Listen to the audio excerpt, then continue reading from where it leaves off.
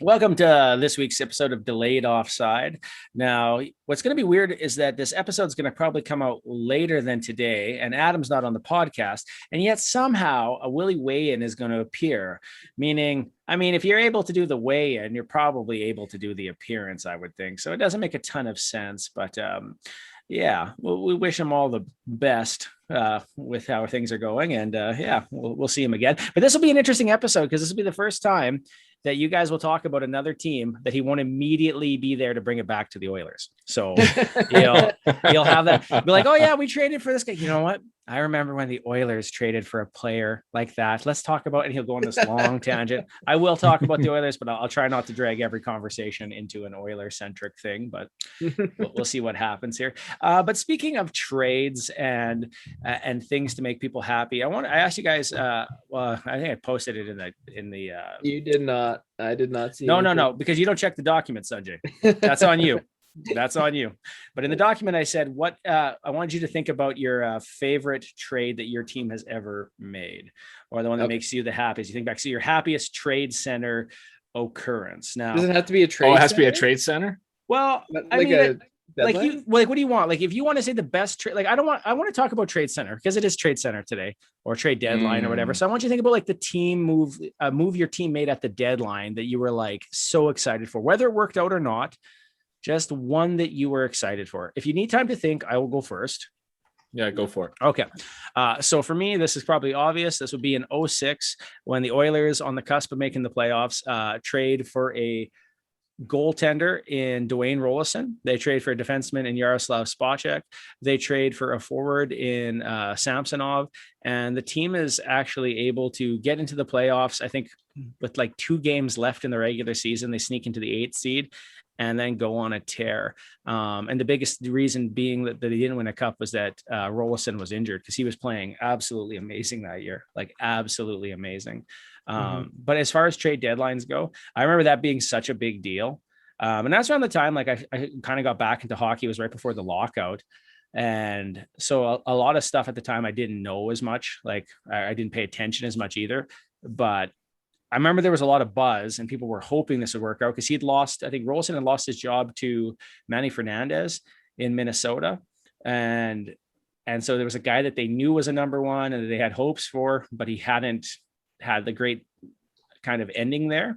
And he came in and just stole the show. And yeah, that was the last enjoyable thing to occur hockey wise, until realistically they drafted McDavid. But so that's my trade deadline win. That's the one that I was like super excited about, because they just made a shit ton of moves. I remember that year. I was, I was talking with some buddies and I was like, Edmonton, like Calgary had won the division that year, but like Edmonton had some sneaky good moves. Like Samsonov was such a good player, and they had Pekka on the team as well. And of course, Pronger, and then Rolson you look back and you're like, how did that Oilers team make the cup final? They were the 8th seed, but they certainly don't look like an 8th seed. Like they had Ryan Smith, Fernando Pisani was playing out of his mind that playoff. So it was a pretty good team. Have you guys figured out which? I got one. So this one didn't quite work out for Flames fans. Not quite as well as 2006, but he had a healthy run in Calgary. I can't remember what year this was. I want to say maybe 2007 or 2008. But when the Flames traded for Olli Jokinen. Oh yes, all the time, everyone was saying Jerome McGinley needs a number one center. We need to get that number one center. And then the Flames were winning the division at the time of the deadline. And then they made a huge trade with Phoenix, and they got Olli Jokinen for Matthew Lombardi and a bunch of picks. And it was Florida. Didn't he come from Florida? He was in Florida, and then he went to Arizona or Phoenix, and then he went to Calgary. Yeah. And I just remember at the time, like TSN, I remember watching the deadline that day, and TSN's like, Calgary's now the cup favorite. Like they got a number one center. Ginla's playing well. Kiprusoff was playing well. Phaneuf was on fire. And unfortunately, injuries took their toll on the team. And like Jokinen played really well the regular season and in the playoffs. I can't knock him. But injuries took their toll, and the Flames had to finish the year with like 4 defensemen and like 9 forwards or like 10 forwards. Like they were short like 1 or 2 guys for a couple of games because of the salary cap. because Jokinen made so much money that it didn't quite like fit under the cap. And it backfired because Vancouver ended up winning the division the last like couple games of the season. So they ended up playing the Blues, the young Blues team that Vancouver swept. And Calgary played an up-and-coming team, the Chicago Blackhawks, who would go on to win multiple Stanley Cups. And that was their first playoff series, and the Flames lost in 6. I believe game 6 was in overtime. I can't remember. But yeah, no, that was the move. I was so hyped. I thought Calgary, got the number 1 center. They're going to go far that year, and didn't work out.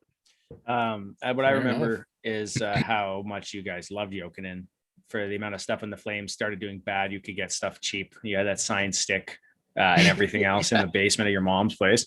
Yeah. And, but yeah, I remember that was such a big deal. It also led to one of my favorite gifts of all time, which is Jokinen looking at the flying waffle, which is the greatest gif ever. Like it is. So good. Yeah. It's so good. He reminds me, like Puljujärvi reminds me a little bit of Jokinen. They have that kind of like same like look on their face when they're playing, and they have like that sneaky good humor that like even if you're an opponent, you kind of find like this guy's hilarious. Yeah, they're kind of oddballs, eh? Yeah. Ryan, my favorite. And this also didn't really work out well for the Leafs, but I remember being very excited. And so we're just talking about our favorite in terms of how excited we were when the trade happened. It was back in 2003, and the Leafs traded for Owen Nolan. And I love Owen Nolan ever since he did the point to the top shelf on Hasek in the All-Star game. I fell in love with Owen Nolan. He was my favorite player for a while outside the Leafs. So when they brought him on, I was super pumped. Unfortunately, he got injured, and the team ended up losing out in the second round. That was the last time they made it past the first round. I think actually they would have probably done better if he hadn't got injured. I think he could have brought quite a bit to the team. So, but anyways, yeah, that was my favorite. I just remember being super pumped that Owen Nolan was now a Leaf. He's a beauty, man. When he played on Calgary, I really liked him too. I wanted to get a Nolan Flames jersey just because I always liked the guy, right? Like, how could you not, So how come you haven't now? You've had your entire life to do this here, and you must have some pretty obscure players in your jersey closet there, and you don't have an Owen Nolan. Well, maybe I should get it. I have a Jokinen. I got it cheap after. So are you saving up for a Giordano Leafs jersey now? Oh yeah. Well, maybe we'll see if they make it past the first round. I might have to bite on one. That's it. Yeah. That's what's going to happen if they make it past first round. Sunjay buys a Leafs Giordano. Oh, you can't just commit me to $300. We all heard it here. No, we all heard it here. Sunjay's committed. And if they don't, what are you going to get, Ryan? I guess I'll have to get a Flames jersey if they make it. Oh, you got to get your ears pierced then. Oh God! See what I mean? He just escalates everything. It just makes it or tattoo. So you gotta get a Flames tattoo on your face. Yeah, little tattoo eating maple leaves like Pac-Man. The Flames. Or the years that you guys lost in the first round tattooed on your back would have been a great list too. Yeah, the list of it's sorrow. like the prison marks or whatever. Yeah, like how many days or years you've been. All right, well, that's a good place for that. Let's start the pod.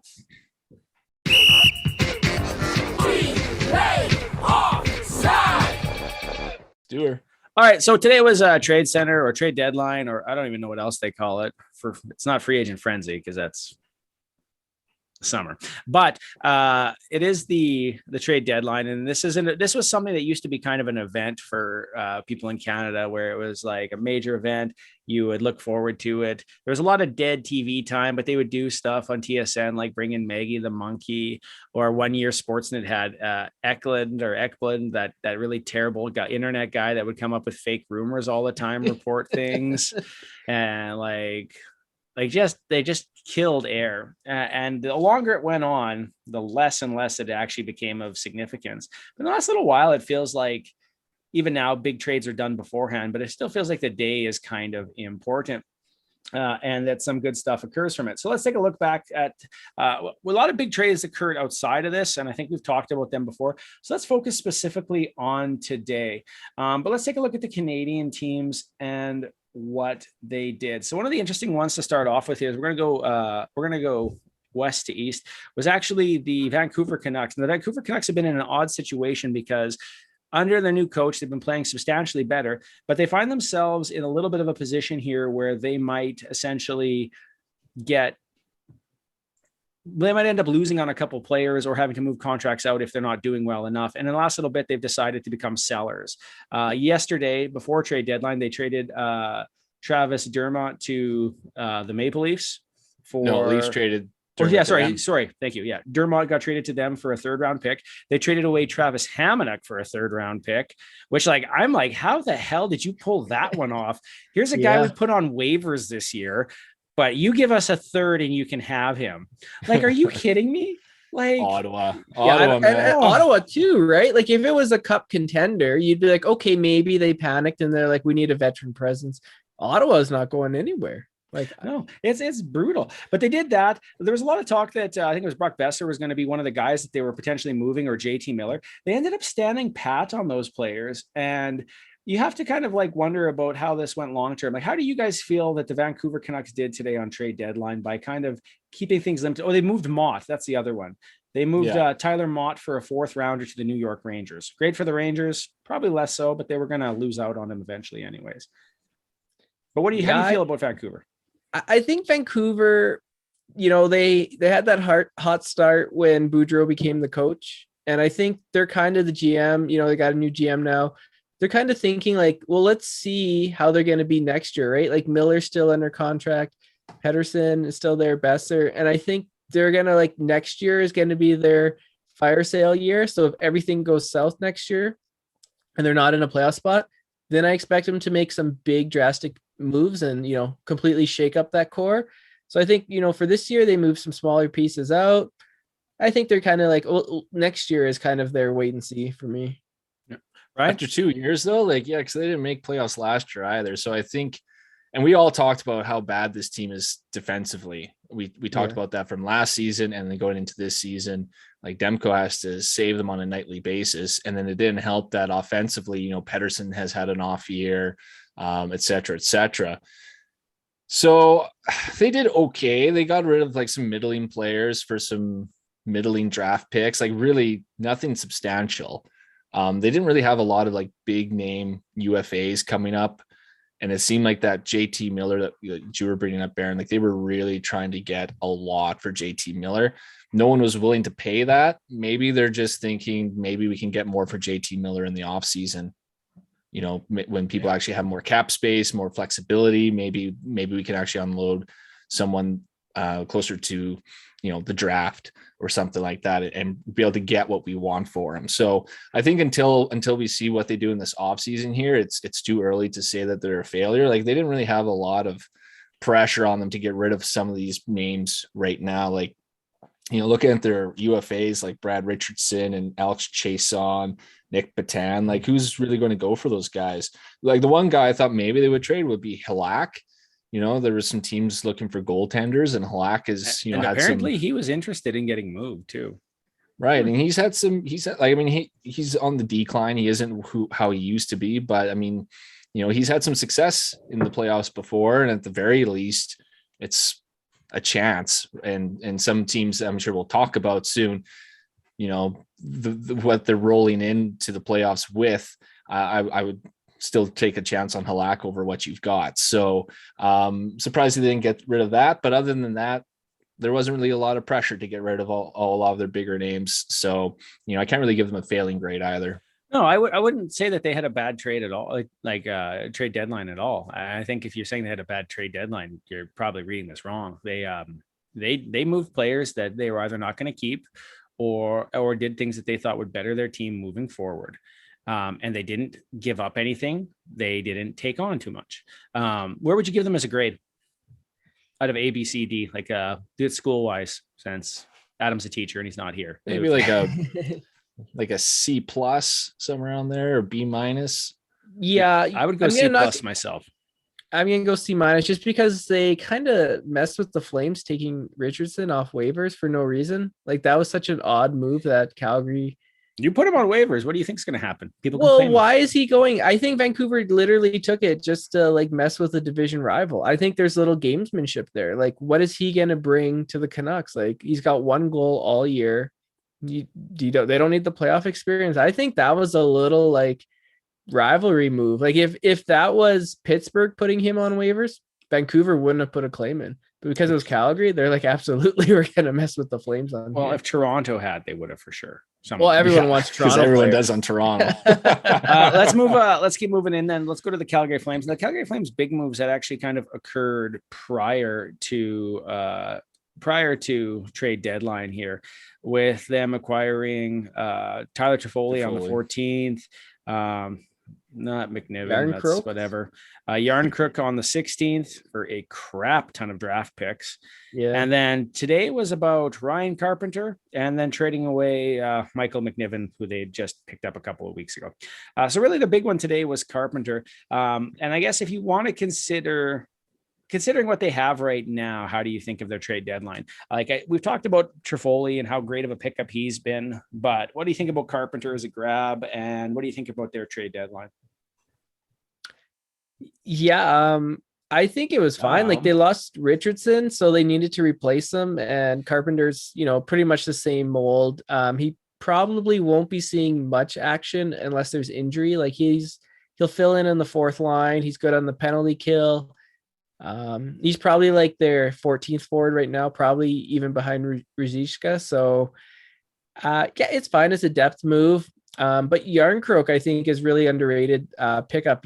They got him for $1 million because Seattle's retaining half his salary, and he really adds, like, he's a great two-way forward, so he can go shut down players, and also he adds a little bit of offense, that secondary scoring or thirdary scoring, if that's a thing that Flames were kind of missing.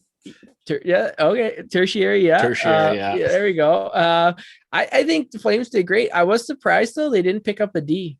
All the talk was that Calgary would maybe pick up a veteran D, and that's kind of been Brad Treliving's MO, is picking up like random defensemen that are floating around, like Oscar Fantenberg and Eriksson and players like that. He would pick up for like a fourth or fifth, but no defenseman. I guess they really like what they see out of Michael Stone, and they also have Connor Mackey and Valimaki back there. So, that's not bad. 9 defensemen that have NHL experience. They probably figured that's enough. So, well, the team's one of the top defensive teams in the league, and you have a really good goaltender too. So it's not like you needed a defenseman. Were you a little disappointed you didn't get Giordano, though, Sunjay? No, I heard there was a rule, because this kind of came into play in 2004. But if you have a player that you trade away or you lose in like expansion draft or something, and then you try to trade him back with retained salary, like, you can't do that. There's like a clause in that. You have to take the full salary. You have to take the full salary. Like, so you couldn't like circumvent the cap that way. So because they lost him, they couldn't reacquire him at a reduced price. So they would have had to pay Giordano's full salary, or take someone to take it. No, they said even with the third team, you're not allowed to do that. It's like this really weird quirk in the rules. Why would they do that? That's so that you don't make weird changes like that, so that you can get a player back. Right. Like, so you could like make trade a deal with the team. I trade Tavares to Arizona, and Arizona retains 50%. Then I get him back a week later, and you just send some 50%. Picks, and then the team's just terrible. I trade you already terrible. But I trade you McDavid, and I take back like $1 million. And right. Like, you keep $1 million for 2 draft picks, and I keep and I get the player back. Yeah. What if you're like a sucker? Yeah. I'm not trading him back. 100%. But that's the thing. You'd have to have it set up in a certain way. What I was gonna say though, what were people saying around Calgary for what they needed? Was it left or right defenseman? Because the story I heard was that Nashville, what they paid for their left defenseman, essentially set the market up a ton higher. And made everyone have to pay more for it. So prior to that, the market was like a little bouncy, but once they pulled the trigger, the price was set. And maybe that's what it was. But what were they asking for, a left or a right? Whatever Michael Stone doesn't play. I think he plays left. But he can play both sides. Like, he's a pretty veteran guy. He can play both sides. So I think they were looking for a right shot defenseman. I could be wrong on that, but Yeah, the price was probably too high. Like I was kind of hoping they would bring in a Chara just for the jersey possibilities. To get a Chara Flames jersey would be pretty epic. For my team, right? Like he would go hang right beside my Yager Flames jersey over there, just like my all-time greats that played 20 games for the Flames. But I got a Yager Flame shirt. I never wear it. It's just this golden thing. Oh, it's so awesome. Okay, what would you, okay, like, and I think with Calgary, I think we do have to kind of consider the entire picture from everything back to the start here. So I would say from the Toffoli on, what do you guys think? What would you give Calgary's trade acquisitions here? Because their trade deadline, they made their move much earlier than everybody else. Yeah. I'd give them a solid B+ to A-. I'd say somewhere around there. I think, like there's, like I said, they're solid defensively, great goaltending, and their offense, even though it was good, that was the only thing that wasn't quite elite, even though they have, like one of the top lines of the league. It really picked up though in the new year. I don't even know if they needed more offensive help, but they got into Foley, and then Yarncroke as well. And Carpenter, like you said, is a nice depth piece. So, I mean, you boosted that offense. I mean, really, I don't see any weaknesses on this team now. Toffoli, I would say, is probably like the second best forward that was traded in these around this trade deadline. So I think they did really, really solid. Yeah, I would give them an A. I'm going to give them an A. I think that, like you said, I was surprised there wasn't a little bit grabbed for the defenseman, because even just the depth. But I think honestly, they have faith in their guys and they're playing really well. And they're one of the top teams in the league, if not the top Western team right now. So I think you have to give, like, Brad Treliving to me is Marc Bergeron 2.0, in the sense you're always like, when the hell are they going to fire this guy? And then he does something and you're like, oh, yeah, that's why he's, damn. The end of last, going through the coaches the last couple of years, it was like, ooh, and then all of a sudden now it's like, wow, what a great decision. What good work you've done, which always shows you you're one step away from success or failure in the NHL. Yeah. You really are. Sunjay, where do you rate them? I'd say A+. Like, they had the whole secondary scoring was a really big concern, and you add Toffoli, who's almost a point a game player, Yarncroke, who can play on your power play, play in your penalty kill, play middle six. That's kind of what they needed. And because Toffoli is not a point per game player right now, he's 15 points in 17 games. That's less than a point a game. Well, I mean, yes, like around a point a game during the season. What is he? Yeah. Well, he was playing in Montreal. He's a great player. And like, who was putting up points in Montreal? I like how their entire thing was, let's copy Vancouver, and they would have probably traded. They got the goalie, they got the forward, they got the defenseman. Like how they got. Yeah, Tanev, and you got Pedersen will be traded there in a couple of years. I hope. That'd be pretty sweet. Vancouver, once Johnny goes to Philly. I don't know. Honestly, I don't know why he would. Like, you look at the Flyers and where they're at, and you look at the Flames and where they're at. I'm saying, like, Flyers are going to be a lottery team, maybe, and the Flames are going to be cup contenders. So no, I think that's a fair assessment. People always say that. I think because the room, well, he liked a Philadelphia Flyers tweet where someone was like, "We should trade for Johnny Gaudreau," and he liked it. That's why. Does he have Flyers pajamas though? That is the most important question. That sounds about right, though. As long as we see a picture of him in it, then we'll know. We're going to go up North Road on the QE2 to Calgary's prettier sister, the Edmonton Oilers. Now, they didn't have a really busy trade deadline, but some of the stuff that they did prior was really the signing of Evander Kane. Even though it's not a trade move, that did eat up a good hunk of their leftover cap space, and it was also probably the best move they've made, whether you like him or not. He has been extremely effective, scoring even tonight, actually. Again, like he is doing pretty good, and I think he's on pace for like 20 goals. But their moves were a little bit more soft. They traded for Brett Kulak from the Montreal Canadiens, giving up a conditional second. And then they traded surprisingly for Derek Brassard, which, was a little bit of a surprise, but there had been rumored to be in wanting Susie, but I think the price there was pretty high. And they did a pretty quiet trade deadline. A lot of the conversation around Edmonton, if you paid attention to certain pundits, was around goaltending. And they didn't get any changes done to goaltending. And I have my own reasons as to why I think that is. But where do you rate these moves, you guys? They were solid depth moves. Pretty boring, like you said. Evander Kane was the big move of the season, and he has been terrific for them to bring some great offensive punch to that top six. The Brett Kulak, I mean, he'll be on your third pair probably for defenseman. But I mean, he's an upgrade over who you had there already. Derek Brassard, I think he'll be a solid fourth line center for you if that's where you want to put him. Really, when you look at the Oilers' depth 1 through 4 at center, there's not too many better in the league with McDavid, Draisaitl, RNH, and then Brassard.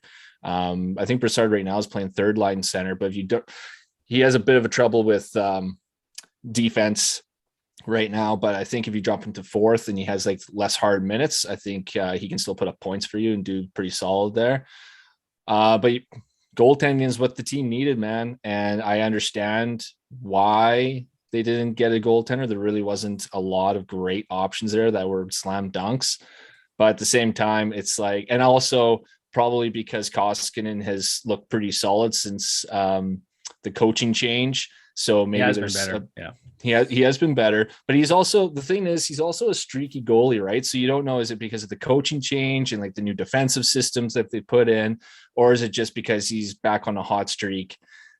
You're rolling the dice. And Mike Smith hasn't been good / healthy all season. I think really what the Oilers need to do is at least replace Smith, and at least have someone that they could turn to as a 1B option to Koskinen.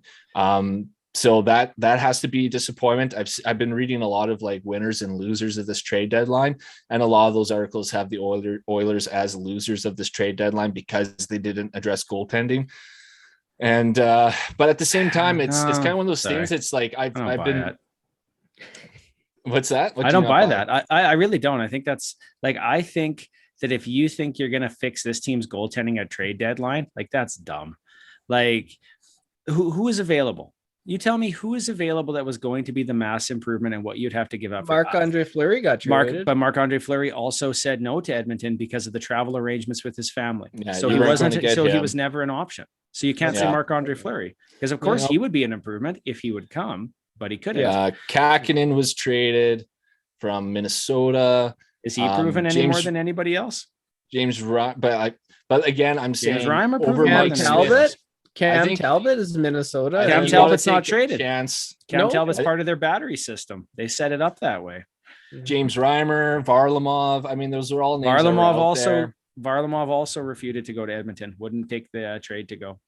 Poor Edmonton. Poor Edmonton. No, but I'm just saying, I think there might not have been any options, but at the same time, it is something where it would have been good, right? Yes. To be able to have someone to turn to other than Mike Smith if need be. And I'll be talking about my team soon about the same type of thing. But I think it's an off-season problem, right? It is. I think it's something. If you're looking at, okay, are you confident in the Oilers going to the playoffs with this goaltending? No. I'm not sure if you are. No. So I think that's why people have them as losers, because they want this team to be able to contend for a cup this year. I know. Now, but if you got James Reimer, how much more comfortable are you? Because I'm not. I'm a lot more comfortable than if you have. I mean, James Reimer's had a great season, and I think he'd be a way better 1B option than. But that's the thing. He's injured. Like that was the problem. Like I get it, because my team is going through the same thing. And I'll get to the Leafs. There really wasn't keep talking about your team of options. Yeah, I get all that, but at the same time, that was the biggest need for this team. When their goaltending dropped off, I mean, the team was like flying high at the beginning of the season, and once their goaltending dropped off, it really hindered this team. And once it picked back up, they've been flying high again.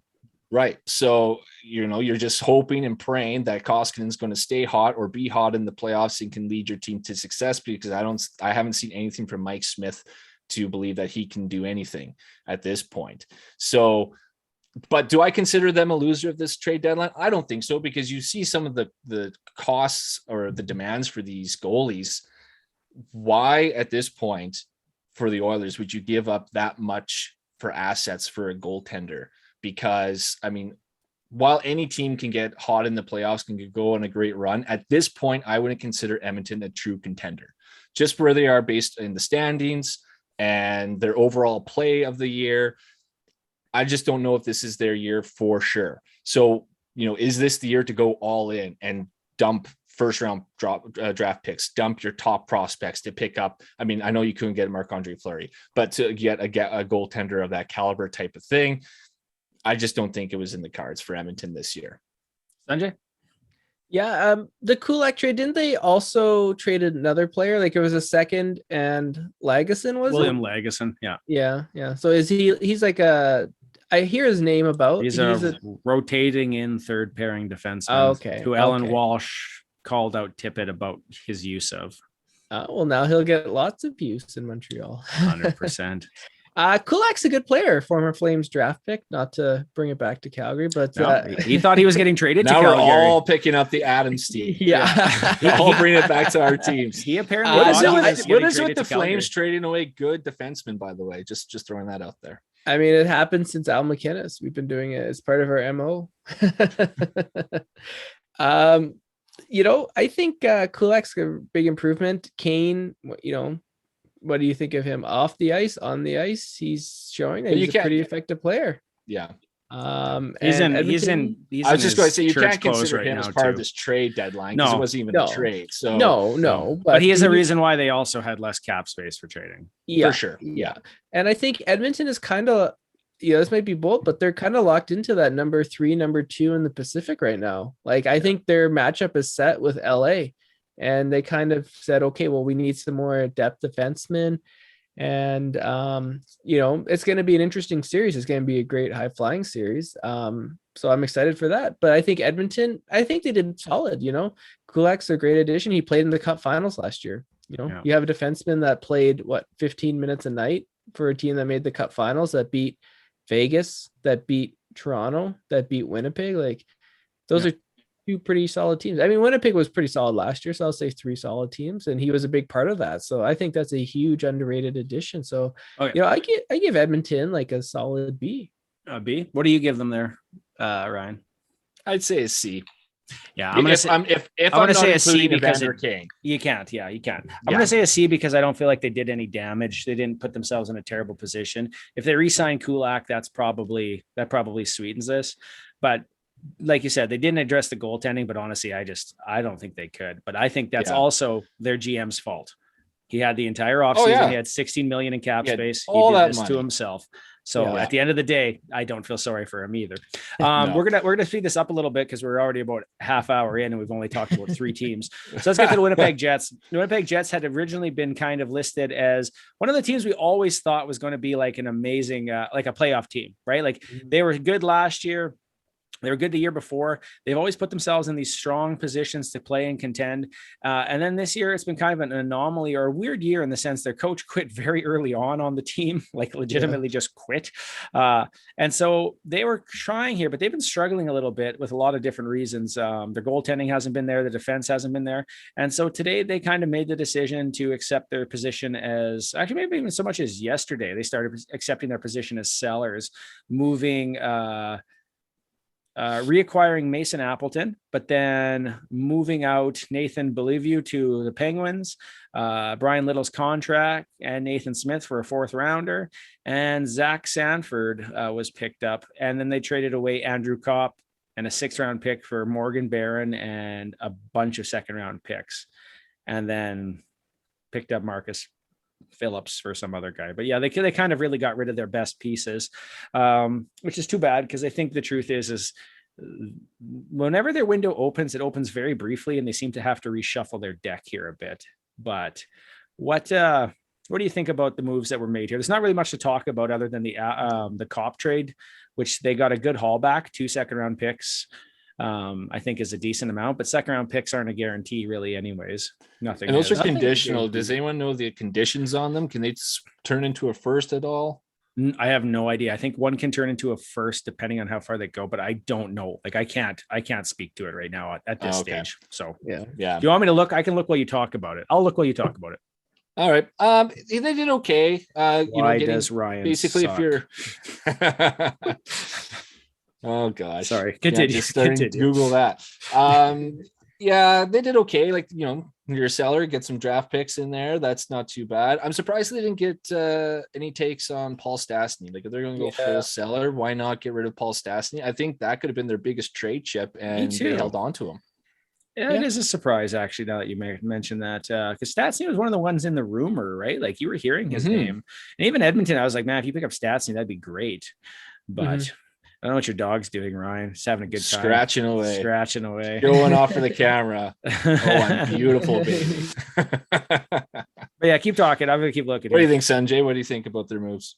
I agree with you. I think they could have got, Stastny. This is a team that can rebuild, and they have a lot of pieces that they could rebuild quickly. Now, I can't remember who's their backup goalie. Is it Comrie? It is Comrie. Okay. So, like, that's another person that could have been moved. People were really desperate for goalies. They could have really, improved on that because Hellebuck's not going anywhere. So I wish he was. God, I know. He was. I mean, I think they should just gone full on rebuild and trade Hellebuck to the Leafs, and you could have gotten the Leafs first and Matthew Nyes and whatever else you want from the Leafs, and that would have been fantastic. So screw you. They would have got multiple. Becomes a first with 2 series wins and 50% of the games. Well, that's not bad. That's actually pretty good for Cop. That's actually really good for Cop, I think. So they did really good on that trade. Yeah, no, I agree. The Cop trade was good, but I thought they could have done a little bit more. Go full rebuild. They're kind of like they're in that position where the Flames were like they weren't good enough to make the playoffs, but then they weren't bad enough to draft top 5. Right. So you're kind of like that in between, drafting from like 10 to like late teens. You don't get, especially when you make the playoffs last year. Yeah. So I think it's tough to decide, okay, we're full on sellers at this point. When we made the when we made the playoffs last year, maybe this year is just an off year. Maybe if we get the right pieces in the off season, we'll be back to being a playoff team. So I think it's always tough that first year out of playoffs to fully accept, we're not at that level and we need to restart. Or maybe you think it's an anomaly year, right? Yeah, exactly. Hey, next year we can get things back. I'm going to give them a grade of. I want to say they did okay because they didn't give away any major pieces, but I'm going to say I thought there's a couple pieces they probably could have moved that didn't. So I'm going to give them I'll give them a C plus as well. Yeah, I'd say a B minus. I'll be around there too. Yeah, I think they did really good in the Andrew Kopp trade, but holding on to Stastny, who I think you could have probably fetched the most amount for, is a bit confusing. Yeah. Yeah, we'll go to the team which shocks us mostly for their terrible trades and their terrible decisions, which is going to be it's actually Ottawa. Oh, okay, good. I'm sorry that you hate your team and how well they did. Also, I just know how much you love to bash the Leafs, so I just figured that's where we don't bash the Leafs; they bash themselves. Yeah. If anything, Ryan, we bash you. It's very different. Like, figure We've this been out. Very tolerant of the Leafs, for the last 20 years. Okay, so just a quick recap here. Nick Paul was one of their big trading pieces, and he got traded away to the Tampa Bay Lightning. So that tells you he was being underused in whatever role he was, because if they wanted him, it's probably a good pickup. Yesterday too, also picking up Travis Hamonic for a 3rd-round pick, despite him having been on waivers at multiple points this year. And then they trade away Josh Brown and a 7th-round pick to get Zach Senshin and a 5th-round pick from the Boston Bruins. Picked up a 5th-round pick for Zach Sanford, and then picked up Michael McNiven from the Calgary Flames. There's all these jokes about Pierre Maguire and how 100% that this is the reason that this is a Pierre Maguire move, getting Hamonic and so forth. But I don't know, like if I was a Sens fan, like the Sens fans I follow are quite hilarious. There's a guy called Bonks Mullet. He's worth checking out. He's good. Yeah, and you got involved in the blood drive that he had going. That's right. Yeah. And my God, like they're so funny, but it's just, this fan base is depressed by these moves. Like, like watching your team, like your team's not doing good. You had hope. And then they're like, hey, we've just picked up this anchor and we're tying it to our neck. And you can just see fans being like, great.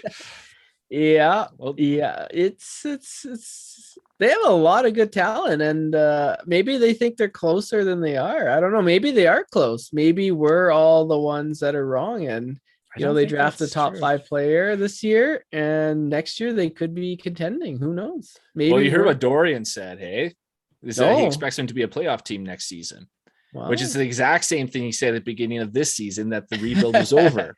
You say it enough times, eventually it'll come true. I guess so. Like, I don't know why you say that.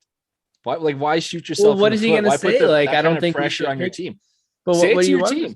Say it to your team in the locker room. I believe in you guys. This is a playoff team. Don't say it in the media. Yeah.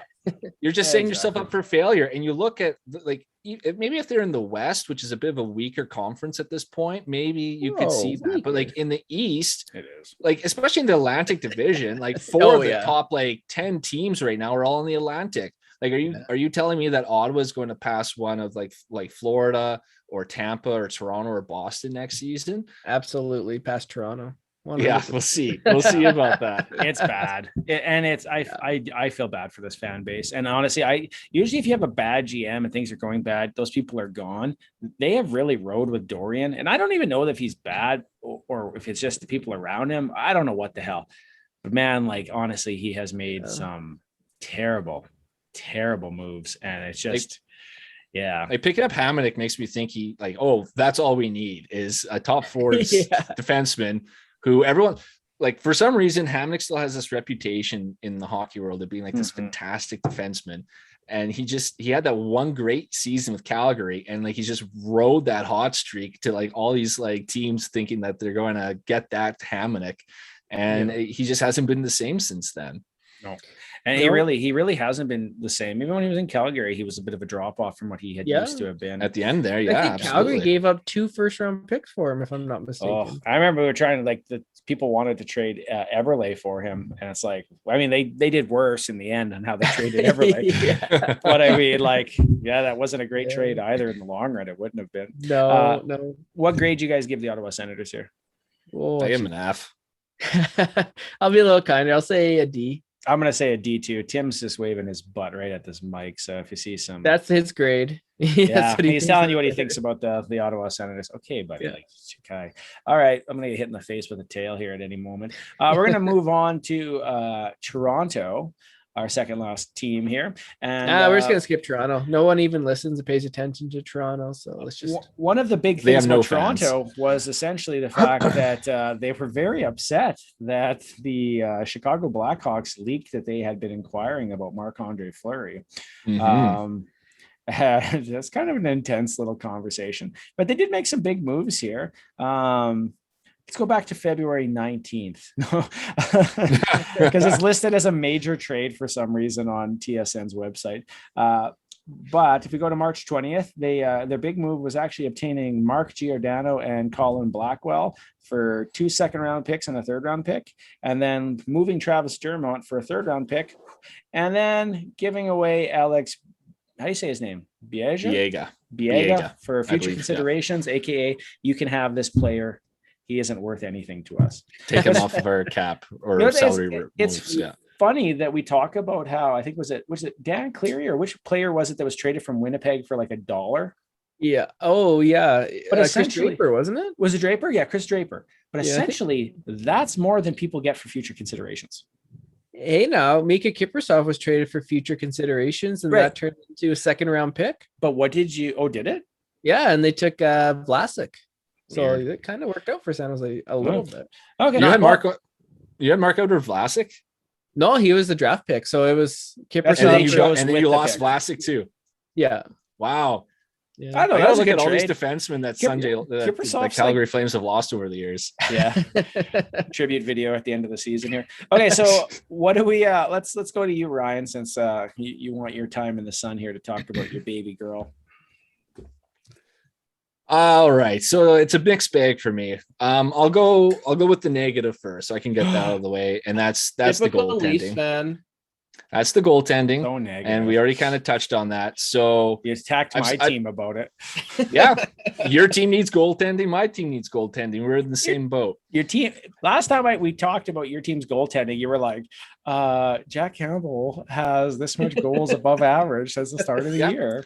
He is the number one goalie that shares a last name with Soup, so you can't beat that. But anyways, go ahead, Ryan. Sorry. I still do believe in Campbell, but he's nursing an injury right now. He's out. and you don't know how long it's going to take him to get back, and then how long to get back into game form, and can he rediscover his earlier form of the season. I think he is, around a 920 save percentage goalie. And if the Leafs get that in the playoffs, we're solid. Now, here's the thing, and it's sort of the same thing I was saying with Koskinen with the Oilers, is that the Leafs do not have a legitimate backup / 1B goalie to turn to, because right. Peter Mrazek has not proven at all that he can be reliable this season. I think he's had like 3 good games, like 3 games above 900 this season in all the games he's played. I do not trust him one single bit in the playoffs. Källgren's been a very nice story, but do I trust him with his limited experience? No, I do not. The Leafs tried getting that goalie from Finland who won the gold medal. Yeah. But of course he was picked up on waivers, because everyone is picked up on waivers from the Leafs. Who picked him up? Arizona. It would have been funny if it was Chicago. Just to yeah. Yeah, Arizona picked him up. So it felt like Dubas was stretching there a bit. Again, I understand there wasn't a lot out there, and the leak from Chicago was that they were asking for a first and Matthew Nyes for Marc-Andre Fleury. And then they ended up giving up Marc-Andre Fleury for a conditional second round pick. So I don't know why the ask was so much more for Toronto. I don't know if Guerin is just a much better negotiator than Dubas is, or if he ended up having to drop the price a bit, or maybe that wasn't necessarily true, what we were hearing. Who knows? I don't know. I am worried going into the playoffs with this goaltending. I do believe in Campbell. That they traded him for a first round pick. It's a conditional second round pick. So, but they're showing it as a first round. It'll become, from what I read, it'll become a first round pick if they make it to, I think it's the second round. No, you're right. Conference final. Oh, conference final. Final. Good and luck. Fleury wins at least 4 games or something like that. Yeah, you're right. I would have listed as a first round on here for some reason, but yeah. Yeah. Go ahead. It just depends where you're looking. So, I mean, I would have paid that TSN amount. I would have paid a little bit more than that. Heck, maybe I would have even paid the first and Nyes, to get Marc-Andre Fleury, so that you actually have someone you can depend on. Here's the thing. The Leafs right now are on pace for the best season in franchise history. They're on pace for 110 points, which would be the most that this team's ever gotten. Which just proves you don't need goaltending. Well, time out. This is the Leafs' best season in franchise history. They're on pace for the best season in franchise third history. In the division. They could finish third. They're only 1 point. Okay, they're 1 point behind Tampa, so they could finish second. I don't think they're going to catch Florida. I think Florida's gotten away with it. Now, good, here's the thing, though. So January 15th is when their goaltending fell off. But at that point, they were right up there with Florida. Yeah. So there's no reason to believe that they couldn't have competed for top in the Atlantic if they could have gone solid goaltending. So why not go all in? I just don't understand why Dubas wouldn't go all in. He seemed just determined not to get rid of that first, or determined not to get rid of any top prospects. I think I would have done it for someone like a Marc-Andre Fleury. It's just tough because it's such long foresight. You have to have good foresight in hockey. And the truth is that maybe you have a player you're going to draft, and that in a year or 2 years, that player's value is worth something that you can move it, or I don't know. But I mean, I think the unknown probably has more value. So you're right. You're probably better off to trade that. But it is weird that they would give it up for less than what was being offered. But there might've been a salary component with it. But that being said, Chicago's keeping I think 50% of the salary right now. Yeah. Marc-Andre Fleury. And honestly, I like Minnesota. I think that they're a good team, but I never had them really as going deep. And now I'm like, ooh, he can steal. Marc-Andre Fleury can steal. And there was a conversation today on Jason Greger's show, and they were like, well, it took him a while to get adjusted in Chicago, but they said the adjustment occurred once they fired the coach. When they got a new coach, he adjusted very quickly because of the structure and play. And they're like, they have a good coach in Minnesota. It's not going to take him long. And in fact, he already won tonight. Right. Mm-hmm. So it's going to be interesting, but Minnesota is in a go all in mode, because next year they lose 15% of their cap to those buyouts. Yes. Which to me, I still don't understand. You should have bought one of them out and then waited a year and then bought the other one out, or waited 2 years and bought the other one out, because that would have saved you some money long-term here too. For every season you keep them. But I think they need the cap space for Krill, right? Yeah. That's true. Sunjay, what are your thoughts on the Leafs transaction, since you're the one who has the most love for Giordano? Yeah, I think Giordano's an excellent addition. I do worry about him in the playoffs, though. Like I had mentioned in the group chat, I think he's only played for the Flames like 3 playoff wins, not series wins, but like games that he won in the playoffs. And the only time that the Flames made it past the first round was when Giordano was injured and he didn't play in that series. So Giordano was playing what? Your top pair? He was our top pair, yeah. And where's he going to slot in Toronto? I think he'll be second pair. I think they'll reunite him with Brody. Yeah. He'll either be with Brody on that second pair, or they'll move Brody back up with Riley, and he'll play with either Lyubushkin or Hall on the second pair. That's what I would think. I mean, you gotta like that defensive structure. Honestly, our defensive depth right now is solid. Like, we're going to be sitting someone who deserves to be in the lineup, like one of like Hall or Lyubushkin or Sandin or Muzzin. Like, one of those guys are going to end up being sat in the playoffs, and they're legit starters. So like, someone goes down for injury, I'm not going to sweat it, because we're going to have someone who's a legit NHLer coming back in. So yeah, and Giordano, like, I mean, he's not the player he was back in his Norris days, for sure, especially offensively, but defensively, like, you look at his defensive metrics and they're still very, very solid. Mm-hmm. And I reached out to Sunjay after the trade, because like, when I think of Giordano, I don't think of like this big bodied, heavy defenseman. Like, I always thought of him as like the quick, fast moving offensive guy from his Norris days. And the thing that the Leafs really needed help with was clearing bodies in front of the net. So I reached out to Sunjay, and Sunjay, you said, yeah, he's great at boxing now. And I looked up, he's like, yeah, he's 200 pounds. Like, who knew? And he's good at injuring good players. Like, he loves to injure top players. Like, good. McDavid had to get that knee surgery, like, and try. And it really slowed him down, eh? He's really slowed down. He legitimately had, like, that year he lost the Hart race to Leon Draisaitl because he lost it to his teammate. Yeah. Oh no. And he's only been like yeah, exactly.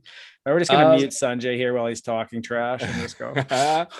So anyways, Giordano's going to be great for the Leafs. That's actually going to bump Muzzin down to third pair, which is where he probably needs to play at this point. I just think he's kind of slowed down from injuries and such. But I think with third pair minutes, he'll be solid on the third pair. And then who knows who Muzzin will play with, like Lyubushkin or Hall or Sandin. So I'm liking the Leafs defense. I think that's going to be a solid addition. And I actually like Blackwell to help out that fourth line, because the Leafs fourth line is just really stalled. Like Spezza, like Simmons is sad a bunch now. Spezza is sad a bunch. They just can't really getting old. They're getting old. They just can't produce as much anymore. Blackwell, from what I've seen, is a fireball. He can produce offensively. He's really good defensively as well, and gritty, even though he's a small guy, kind of like a Michael Bunting-ish type, I guess. So if they can find another Michael Bunting, I'll be very happy. That was a need to improve that fourth line, because it was starting to become a liability. They did that. They improved the defense, which is something they needed. They just didn't improve that goaltending, which is their biggest need. So that's why I'm kind of in the middle on how I feel about the whole thing. But adding Giordano, I think, will improve goaltending, because I would hope so. Yeah, the shot quality, I think, will go down, and I think he's terrific on the penalty kill. He'll play power play, but I think he'll also, he's mentioned boxing out, give the goalie more vision to see the play in the shot. Yeah, and less tips at the net too. Like the Leaf defenders always seem to have trouble locking up sticks, and there's always tips going into our net. So I'm hoping that helps.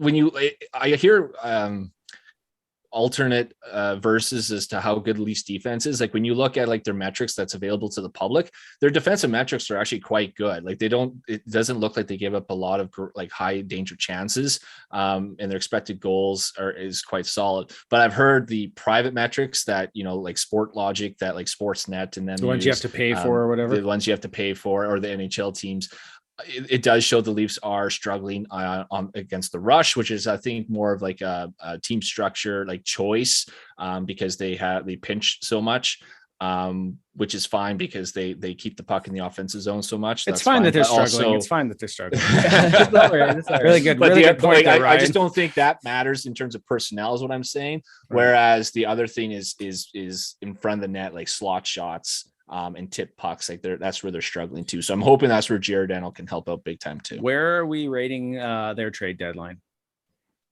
I will give them a B. I was going to say B plus. Yeah, because I think they got a big fish, and I think it helps a lot.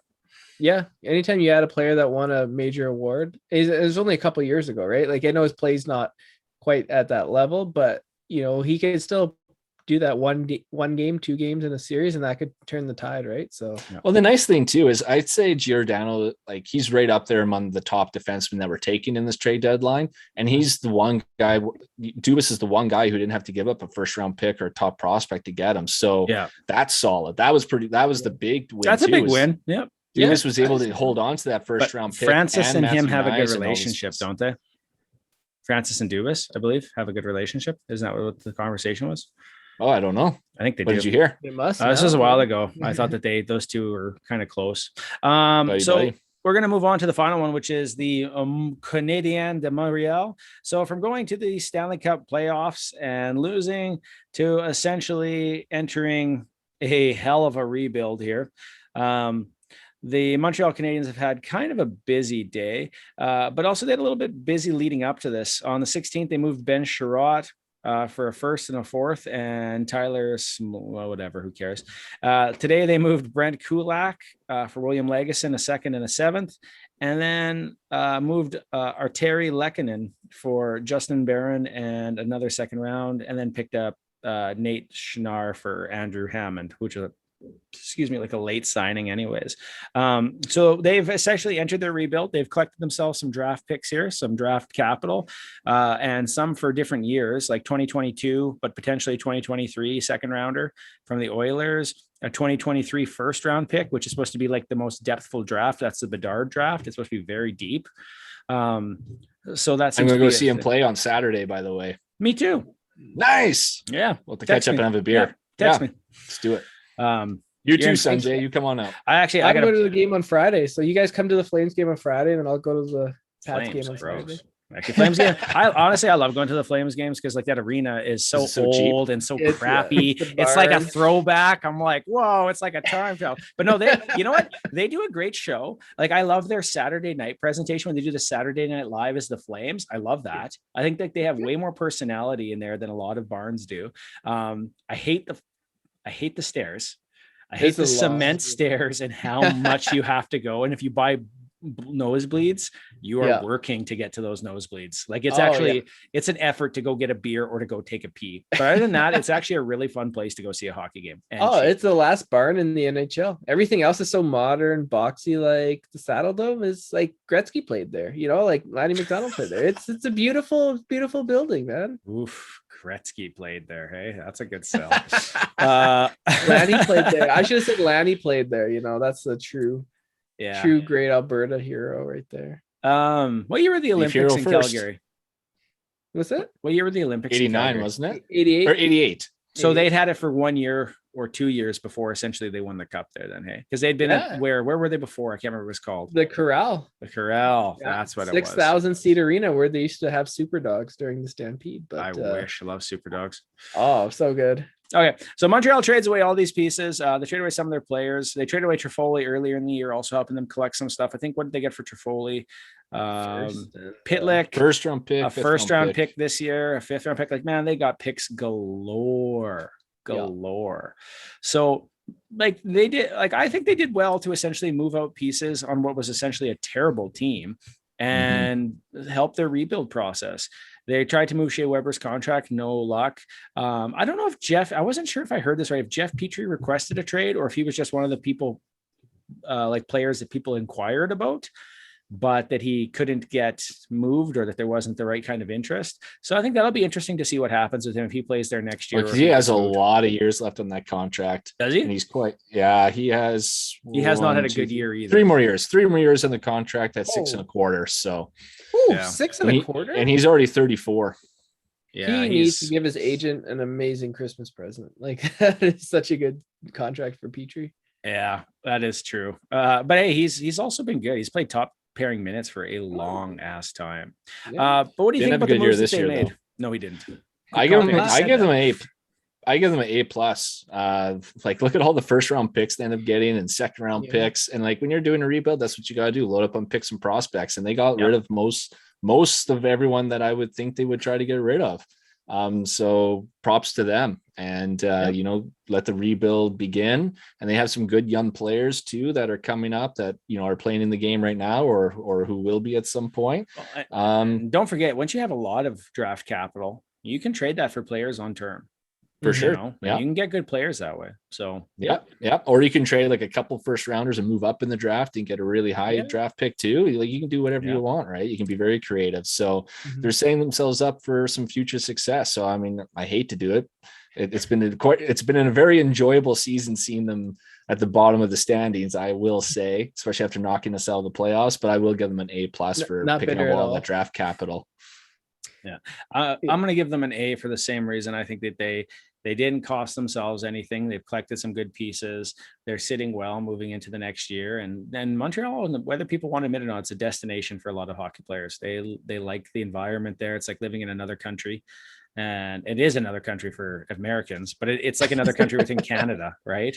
Like it's very different. And it's got a passionate fan base. They had a crap ton of people there tonight versus Boston. Like they're already out of it and still showing up. So Sunjay? You know, I'm going to give them an A as well. And another thing is they have, you know, they've been winning a lot of games recently, and trading away some of these players, maybe, you know, they won't win as many games because they're going to win themselves out of a lottery pick. You know, like they've been really hot. Which is also awesome. Yeah. The season is going perfectly in terms of me hating the Habs. Oh, they need to like recognize that, like, if they keep winning, it serves no purpose. They're not making the playoffs. They need to fire St. Louis immediately. Yeah, exactly. He's too good. Fire him and then rehire him at the draft. Yeah, exactly. We realize you're a good coach. You can come back next year. Exactly. Yeah. So we're going to give you like a really bad coach to like take over. Just one thing here, like before we wrap it up here, two things, I guess. So one is going to be this. This was a tweet about the Montreal Canadiens GM from Benoit Pouliot, which was happy for Ken Hughes and everything he's done so far as a GM. Good for the Habs. People are surprised at how good he did at the deadline. I mean, the man got me a 5-year deal after a 35-point season. Above all, he's an awesome human being. That's fantastic. That's awesome. Great. So that's good for them. Good for him. Like that's a great that's just a great tweet. Let's just go with your non-Canadian. Which team do you think is a winner, or do you think won trade deadline? Like, or who do you think did really well on trade deadline? Who's like a non-Canadian team? Yeah. I'm gonna go. I mean, Florida's the obvious answer because they get Giroux, but I'm gonna go Colorado. Like they really like shored up their like middle six. They bring in Lehkonen, they bring in Gagne. I think Colorado did a really good job. Unfortunately, Cogliano, one of the two Oilers. They're always the same team. They haven't played for Edmonton in like 10 years, but I always just think of them as like the two Oiler kids that came up together. So, well, and don't forget about Josh Manson too. Like that was a big grab for defense. He was the guy I was actually originally hoping the Leafs would get. It was Josh Manson, a big right shot defenseman who could play in your top four. Yeah. So that's a solid pickup for sure. So Colorado's for sure winner. I mean, I'll touch on Florida. You already said them, and they're obvious. Claude Giroux, I would say, is the best forward that's been picked up in this trade deadline at 50% retained. That's solid. And like Florida is already by far the best offensive team in the league, and now they're even more deadly picking up Giroux. So that is not going to be fun playing against them in the playoffs.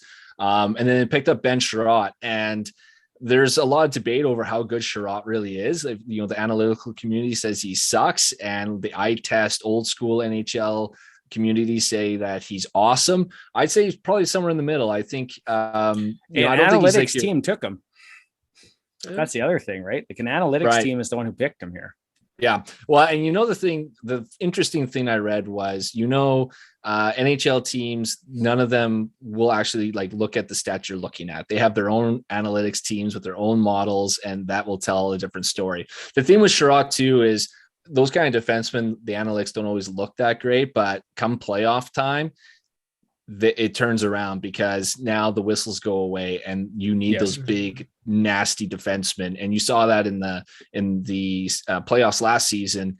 Sherratt was a monster. And when he can like hook and grab and hold and do whatever the hell he wants out there, and it's hard to do anything with against him because he's so big and strong and mean. So I think he is going to help Florida. And the thing is, he's not going to have to be a number one in Florida because they already got Ekblad and Uyghur as a solid defensive pair. Right on now, they don't got Ekblad right now, Ekblad's but he will. Hurt, but they right. will. But they I will. mean, they're fine, right? If they start losing games, they're still making the playoffs. Exactly. I'm going to go with the reigning Stanley Cup champions because they essentially lost like an entire line of depth this year and somehow were able to get it back for the playoffs by just reconstructing it through trades. So I think honestly, none of their moves were as flashy or as big, but some of the moves were always like, right? Like, and I was just shocked at how much they gave up. And I understand who gives a shit about the future. We're going for a three-peat. It's true. But the amount they were giving up for like Hagel is like, that's what you would give up for like a first line center who's like a point per game guy. Like, don't you think if they value him that much, that tells you maybe how good he could be for them? Do you know what I mean? Like if it was another team, you'd be like if it was Edmonton, you'd be like, what the hell? But when it's Tampa, you're like, great pick. You're probably going to do something. I think it's just like, I mean, he's going to be on their third line, right? I'm pretty sure. I think all these the guys that picked up are going to basically be their new Goudreau and Coleman. 100%. Yeah. That's what they want. And that's what they know they need for the playoff run. And you know what? If they win the cup, who gives a shit if you overpaid? But at the end of the day, it's still an overpay. Right. Like, I mean, he's not worth that amount of capital that you gave up, even regardless if like the draft pick is like way high up in that first round. It's still a first round pick. And it was multiple first round picks. So it was still an overpay big time. I was a little shocked that they had to give up that much, but I totally get it. We don't care. We don't need our first round picks. We're defending 2-time Stanley Cup champion. We're going for a third. Future be damned. And why not? This is something we didn't talk about, but we should cover it a little bit before we go, which is the unfolding drama around the Vegas Golden Knight. We literally talked about it before the podcast, and then we stopped talking about it. But essentially, there's been a little bit of a lock on the Danilov trade. So it's supposed to be Danilov getting traded to the Anaheim Ducks. But apparently there's an issue in the sense that his no trade clause has to the Ducks or whatever. That his no trade clause wasn't sent to Vegas from Ottawa when they received him. So when they got Danilov, they never received his no trade clause. And so they didn't know he was on it. So it was like that Ottawa hadn't sent it to them for them to send forward. So when they submitted the trade, they were like, well, that's on a no trade list, but that no one was aware of it. And so essentially what's happened here, because they need that for cap space. There's some stuff going on here. The NHLPA is reaching out. The contract indicates he can't be traded without first being allowed to submit a 10-team no trade list. It also says the list of this year must be submitted by July 1st. So none of that stuff actually occurred. How the hell did that happen? Because they didn't know. Like they had no idea about that. Yeah. But like, how would they not know? That's crazy. Like, yeah.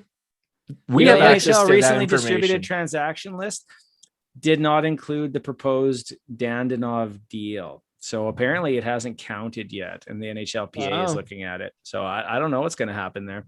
But if you're the guy, you're Danilov, and you're like, you're trying to get rid of me, wouldn't you just be like, fine, like? No, but you're going to go to a rebuilding team from a team that's like at least competing every year. That's trying true, to compete, but doesn't even like you. They're like, we don't want you. Yeah, it's your right. It's in your contract. Yeah, like, no, I agree. You negotiated that to be able to submit the 10 teams. So like, why would you give up that right? No, that's fair enough. To what we said earlier, if this blows up in Vegas's face, I don't necessarily care. Nope. They've had it very easy. They've done well, but they have been terrible with asset management. And every time they're making trades, they trade away young players or good players or part of their core for someone who's older, who that they want is going to give them that extra bump. And it seems to have slowly caught up with them finally. Yeah. So I don't know what happens if the Danilov trade doesn't go through. That's going to be a big problem for them because they're going to need that cap space or they're not going to be cap compliant. No. And so then what happens if they're not cap compliant? They can't play games?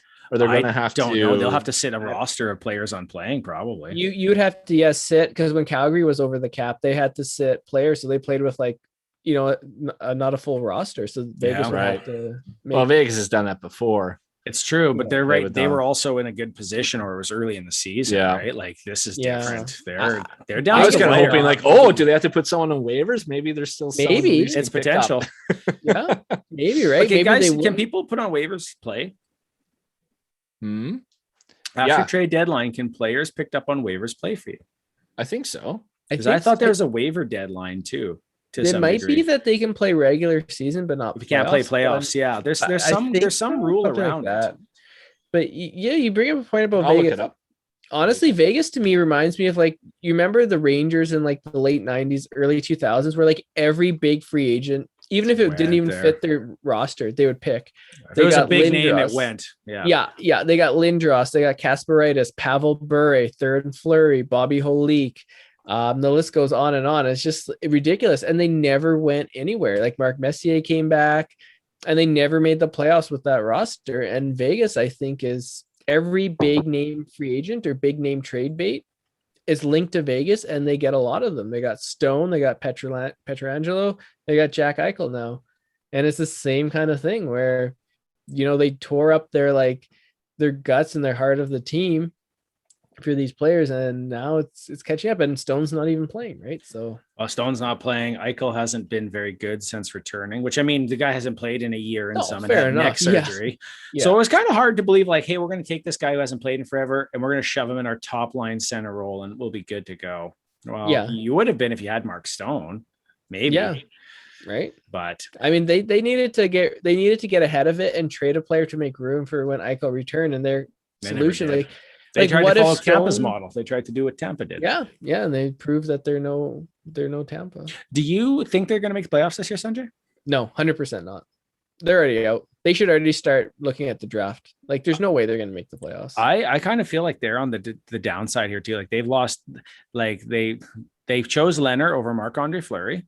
Yeah, that was another mistake. And like that's what I mean. Like they've made these choices on players.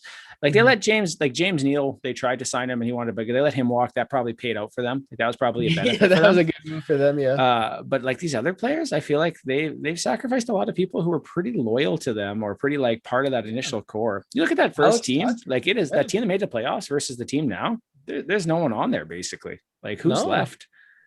Yeah, right. Like if you look at it, like their whole first line, like they had Tuck and he's gone, and like they have Carlson still.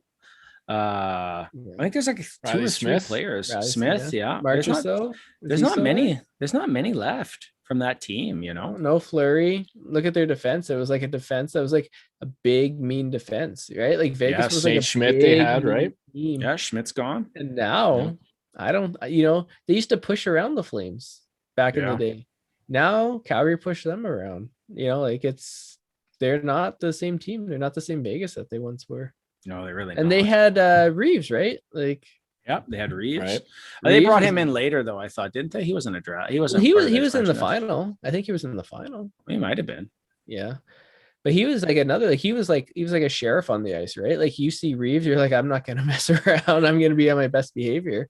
Now, who's gonna put you in line if you lay out Eichel or? It's true. Did you find anything that you're looking for there? From what I could see, you're right. It's that after the trade deadline, your playoff rosters are set. So if you claim a player off of waivers, they can't play in the playoffs. So you just throw Adam Brooks back on waivers. That was just off like a Reddit chat. So I can't say that's 100% sure, but Reddit is an amazing source. An amazing source. Yeah, you can quote it in academia articles. So that's gonna be a long episode. We're already over an hour, and that's after we did the intro with us talking. So I think we'll cap it there for tonight. Like, click, subscribe. Feel free to share. Reach out. Bug Adam. Watch the Willie's weigh in tonight.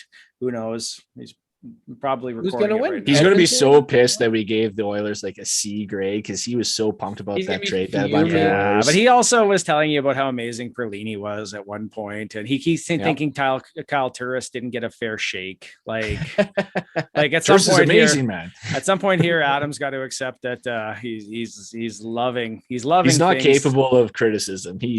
But like that's why we love him, right? He's Mr. Positivity. He's positive. Everything's perfect. He's happy, and he lives in his world of bliss. And and it is what it is. He's probably going to drop $50 on the Oilers as the Stanley Cup winners, and that'll be how it goes, you know.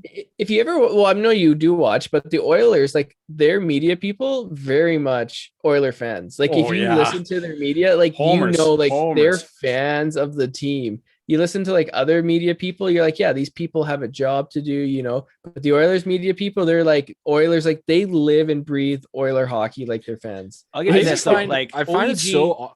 OEG like hires people to talk about the Oilers, right? The Oilers Entertainment Group hires people to run a radio show about the Oilers. Is that true for Calgary too, or not? Or is it just Sportsnet employees? Sportsnet, that's the difference. They're by Rogers. Yeah, that's the difference. Yeah. Sorry, go ahead there, Ryan. We'll give you the last spot. When the Leafs play either the Flames or the Oilers, and it's a home game for your guys' teams. I find it just so bizarre, the difference in the broadcasters and how biased they are towards the home team. Because when you watch a Leafs game, it's almost like they know that they'll get criticized if they're Leaf homers, so they try to remain unbiased, and like they don't like cheer on the Leafs during the games. It's just like, you know, just a normal play-by-play call. And then all of a sudden I watch a game with the Oilers or Flames, and it's so different. It just always rattles me. I just can't put my head around it. Craig Simpson talks about that because he used to do Oilers games, home games all the time. But when he does Leafs games, he gets called a homer. And he's like, I just got brought in for like the week here, right? Like, but it's just that mentality. I find myself like I have a harder time listening to Flames games and Vancouver games. To me, Vancouver's guys are just so quiet. They're like, oh well, what a good play there by Besser. The puck, Jim Hughes. He was always up in the Canucks, like pumping their boys. It's so different. I don't know. Oh yeah, when they made because when he left to go to Toronto, and then when Vancouver made the Cup Finals, and he was like the voice throughout the Cup Finals. So I was like, I think this guy's gonna die in air. Power statements. All right, with that, let's bring it to an end. This is Delayed Offside. As always, like, click, subscribe. Thanks for listening to the pod. One of these days, we have a segment we worked on for over a month now where we need all four people. So long ago. And there's no point because we never have all four of us together. So with that, we'll bid you adieu. Thanks for following us on our trade deadline coverage, and wish you the best. So with that, I'm Baron. I'm Ryan. And I'm Sunjay. This has been Delayed Offside. Thank you for listening, and like, click, and subscribe. Take care. Delay.